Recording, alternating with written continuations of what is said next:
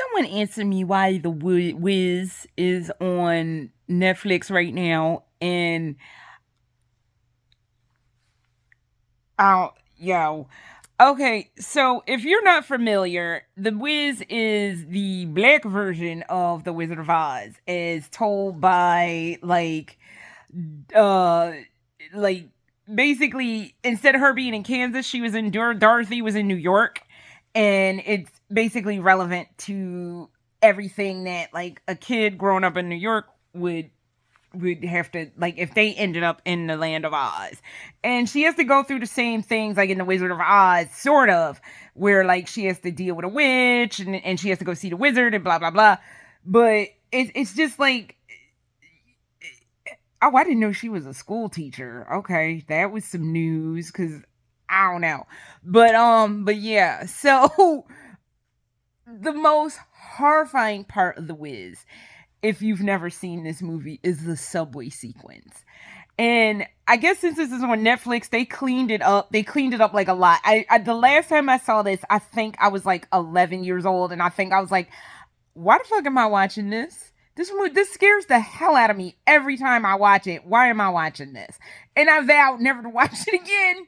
But the subway sequence was a special brand of terrifying that as a child at the time whose parents did not have a driver's license and living in Philly, which means we had to take the subway to a lot of places.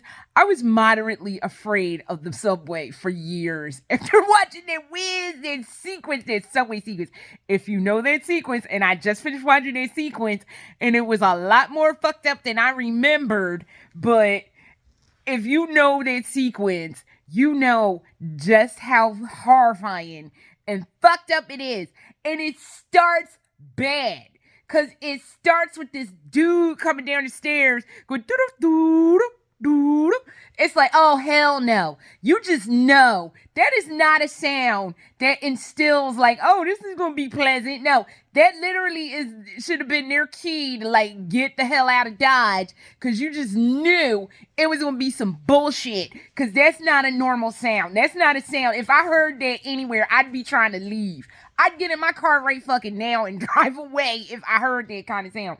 But they see this and like he has like these little trinkets, and the trinkets are steady getting bigger, and then all this chaos ensues. Trash cans start attacking people. Some people get attacked by, like the Tin Man gets attacked by an electrical box. Now, the only clutch thing about the subway sequence is the lion is actually kicking ass. He, like, saves everybody and gets them out of this situation. He, like, beats up on the electrical thing that's shocking the Tin Man. He saves the scarecrow from getting eaten by 2 trash cans. That movie is all manner of I just wanted to watch the subway sequence to see if it was just as bad as I remember, because certain things, because like a couple months ago my husband and I watched Crocodile Dundee. 10 out of 10 do not recommend that movie, because it goes nowhere. It doesn't have a central villain. It's literally that line on The Simpsons. It's just a bunch of stuff that happens. But there used to be a part in Crocodile Dundee, the part where the crocodile comes out of the water and grabs on the girl. That joint looks so fake. Like, I watched it now, I was like, oh, that joint looks so fake. Same thing with Ghostbusters. And we went to the movies to see Ghostbusters.